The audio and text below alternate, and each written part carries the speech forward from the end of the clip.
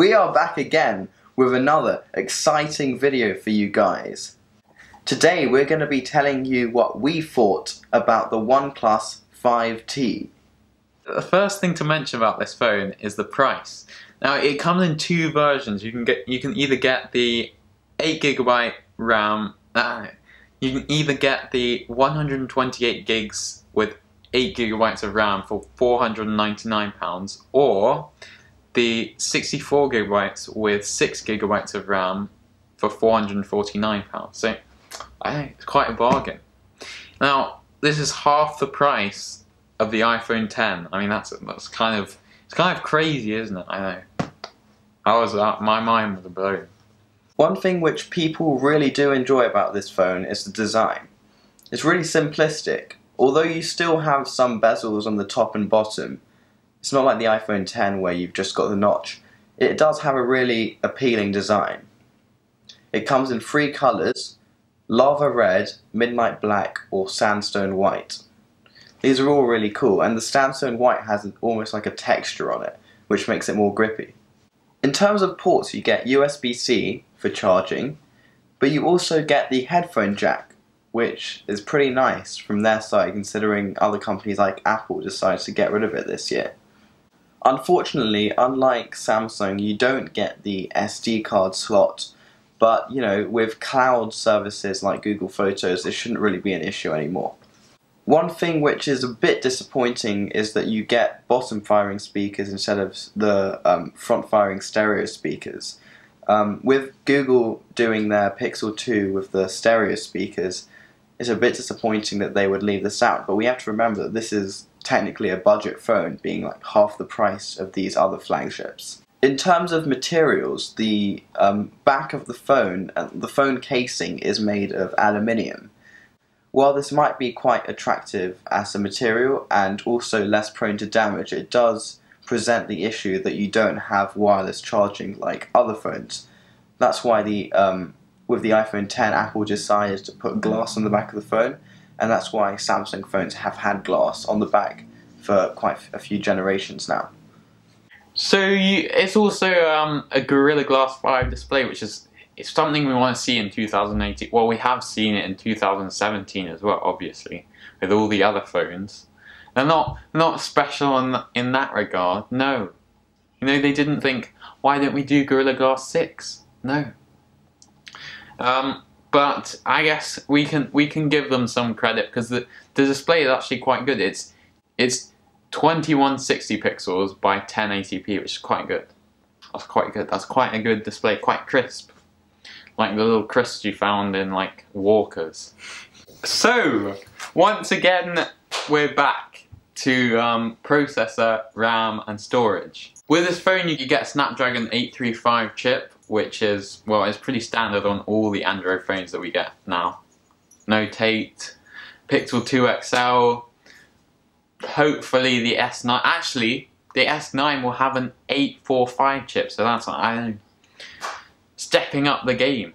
Obviously you get the option between the 128GB with 8GB of RAM version versus the 64GB with 6GB of RAM.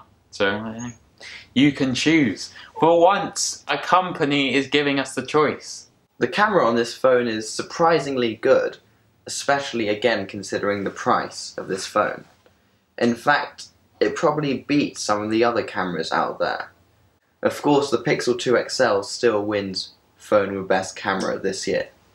With the OnePlus 5T, you can film at 2160 pixels, 30 frames per second, or you can film at 1080p in 60 frames per second, which offers you a good choice, because obviously 60 frames per second is preferable over 30 frames per second, but then again 2160p is preferable over 1080p.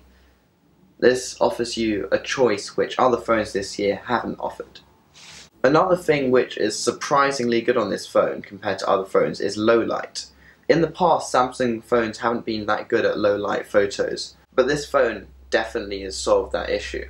In addition, one thing which they advertise on this phone is that it focuses really fast, and that has been proven by many other YouTubers. On the back of the phone, you have a dual lens camera system. One lens is 16 megapixels and the other is 20 megapixels. Together they work together to produce a depth of field, and this allows the phone to do portrait mode, which we've seen on other phones this year. Finally, the front-facing camera is a 16 megapixel camera. This is surprisingly good considering lots of other top flagships didn't really compete with this year. Although they've used software to improve this, especially Google. Google, for example, only had a single lens on the back and managed to produce the best portrait mode of this year using their artificial intelligence software. Now that's something that's really impressive, and it shows that you don't need the hardware necessarily to do these features. We're going to talk about software now. Software. It's a big part of a phone, you know. Android or iOS. This is an Android phone, obviously. With this Android phone, you get a few small features that make it quite nice, like Android 7.1.1, so it's Android Nougat. It has been upgraded to Android 8.0, Android Oreo, which is a good thing because it provides some new features like pressing the power button twice can open your camera. It also has Face Unlock, which is a very cool feature.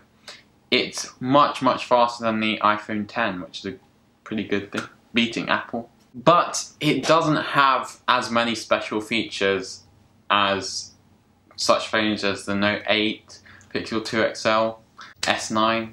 The iPhone 10 doesn't actually have any. Although this phone only has a 3,300 mAh battery, which is quite average, the software that you use is actually, it's quite efficient in the way it uses power. So it can last you, well, it's one of the best battery lives on a phone that you can get. It also has dash charge, which is obviously a good thing. They say you can get a full day's battery life in a 30-minute charge, which is good. Very good. Well done, OnePlus. Well done. I applaud you. Overall, this phone is great, guys, and for the price, the specs are just amazing. So if I were you, I'd buy it. This is R2G Tech. Please like, please subscribe, and peace out.